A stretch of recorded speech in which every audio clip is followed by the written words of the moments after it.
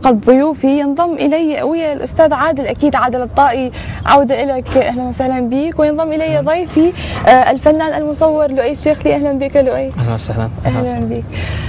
نرجع ونحكي شوية عن التأسيس. تأسيس جماعة الفوتو تشكيلي. تكلم لنا شوية عن بدايتكم. جماعة فوتو تشكيل تأسست سنة 2003. اللي أسس هذه الجماعة هو الأستاذ عادل الطائي. كانت أول في بداية تأسيسها عملنا معرض فوتوغرافي في مركز الثقافة الفرنسي. كنا احنا أربع أشخاص في هذه المجموعة. طبعا رئيس الأستاذ عادل الطائي وأنا وصديقي وليد شريف وصديقي أيضا هيثم عبد الأمير. كان المعرض الأول كان برعاية الأستاذ عادل، فعملنا احنا 3 مصورين. فكانها أول انطلاقة لنا يعني كشباب كمبتدئين كأسلوب جديد إنه نطرحه في العراق. فكانت طبعا جرأة من أستاذ عادل وجرأة من عندنا. يعني كان المعرض نالس، يعني كان معرض يعني نقول ناجح برأي النقاد، مو برأينا احنا طبعا. فهذا كانت أول تجربة لنا. من خلالها بعد فترة يعني أستاذ عادل أيضا عملنا معرض مشترك. بس كان هذا المعرض الثاني كان الأجمل إنه أستاذ عادل هو كان معانا، يعني نزل معانا بالمعرض، يعني عرضنا صورنا. المعرض كان أيضا هو يحتوي على أسلوب فوتو تشكيل طبعا. المعرض انعرض في بغداد وفي سليمانية وفي باريس. جميل. فكانت هاي خطوة يعني اللي هي خلتنا خلاص نحط مثل ما يقول رجلنا على القاع يعني. فبدينا نشتغل على هذا المجموعة، بدينا نحاول نكبر هاي المجموعة. وبالفعل بعدها انضم هالمجموعة المصور الفوتوغرافي نهاد الطائي، وأيضا المصور الفوتوغرافي خالد التميمي، ومع أيضا المصور الفوتوغرافي سلوان الطائي. فتكوننا مجموعة بسيطة احنا. ف 2005 أيضا عملنا معرض بهالمجموعة، كان في فندق مصر ميليا. كل واحد أيضا عرض يعني أسلوبه في الفوتو تشكيل. كنت واثق من النجاح ولا عندك شك انه ممكن يفشل المعرض؟ هو طبعا كل عمل لازم تحطين كفة النجاح وكفة الفشل يعني. بس انه الثقة اللي اعطانا اياها استاذ عادل والاساس اللي احنا علمنا اياه ودرسناه، يعني لان هذا كله اجى بدراسة، ما اجى يعني فقط بالفطرة او موهبة. يعني قدرنا انه نقدم شيء جديد للمجتمع.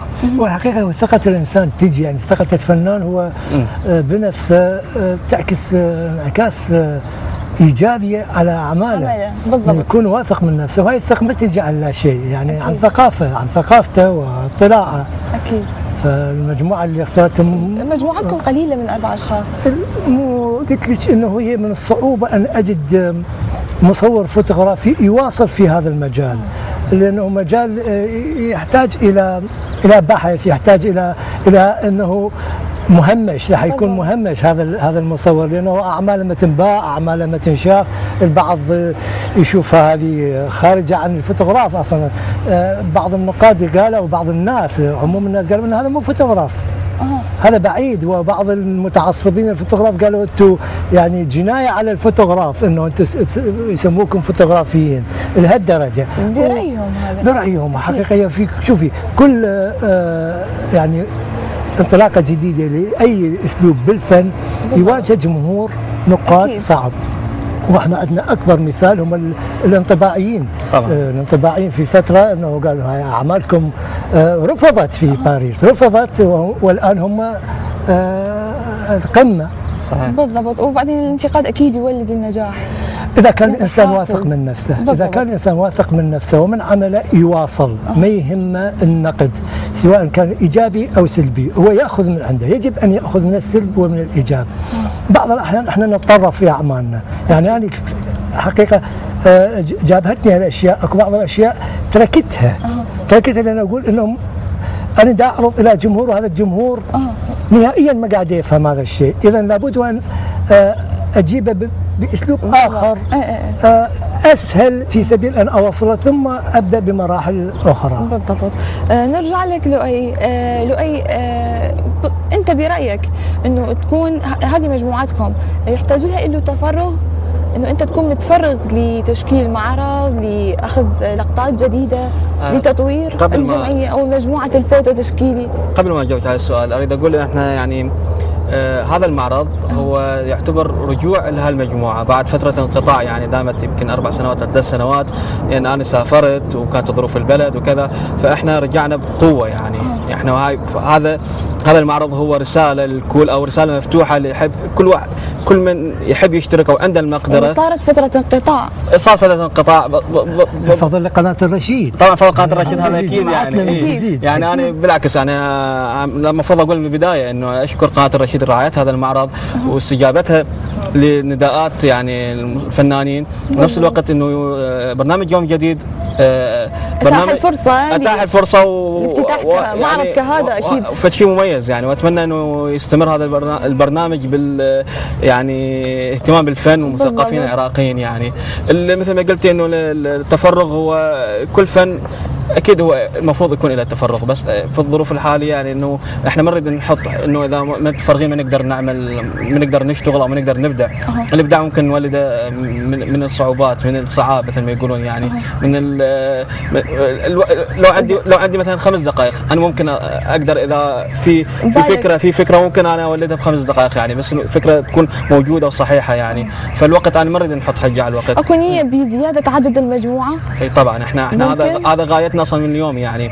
من اليوم نتمنى انه يعني دعوه لكل من عنده هوايه ممكن لكن مو اي هوايه يعني. احنا نريد الناس اللي هي عندها رؤيه وعندها فكر يناسب ويا الاسلوب هذا انه يعني. ينضم لجمعيه الفوتو تشكيل يعني من خلال شاشه الرشيد وبرنامج يوم جديد بالتحديد بمناسبه افتتاح هذا المعرض الجميل.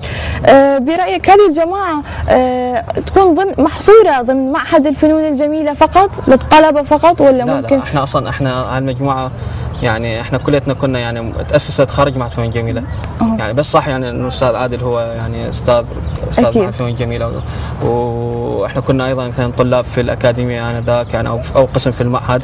هي تاسست مجموعه خاصه يعني ما تابعه لاي جهه في البدايه. بعض يعني من عندنا مثلا نهاد ما له علاقه، في بعض من يعني من المشتركين مثلا مهندس، الاخر مدرس استغل هوايته، الموهبه اهم شيء هو الموهبه يعني. فهي ما مقتصره على جهه معينه، على يعني المهم يعني مثلا اكو كثير يعني دارسين لكن ما عندهم اي موهبه يعني.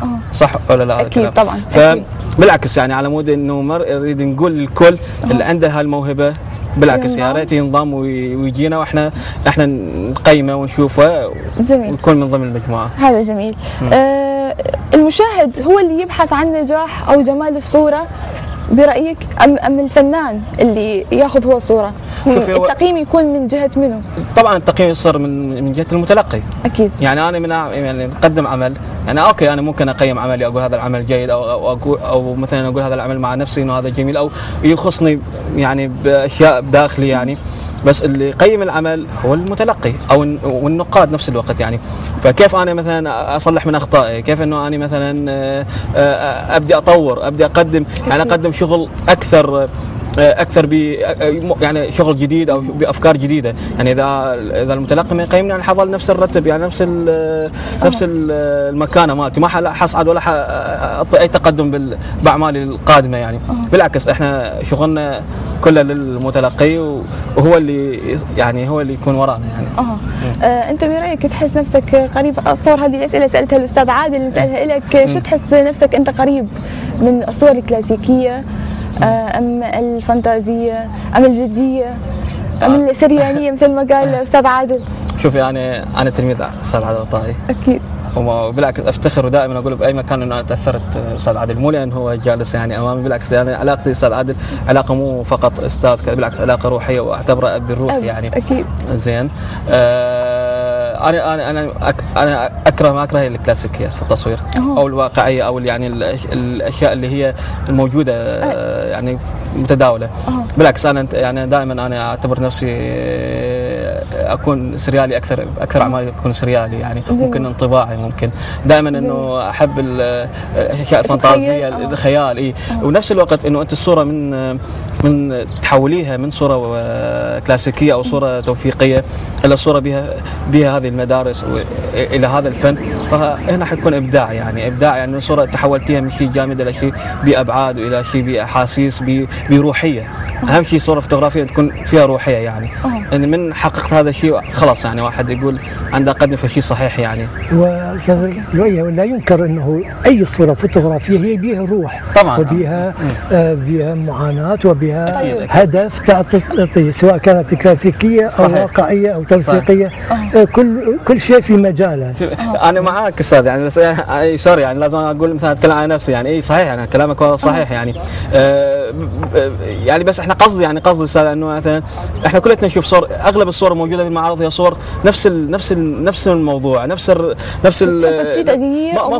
ماكو اي تغيير بالموضوع يعني. بالعكس احنا احترامنا الفوتوغرافيا هو اساليب كثيره بانواع من التصوير، بانواع من التصوير الصحفي وتصوير البورتريت وتصوير الوثائق واي اشياء كثيره، بس انه انت مثلا تحس بهذا العمل مميز حلو يعني يكون. أكيد.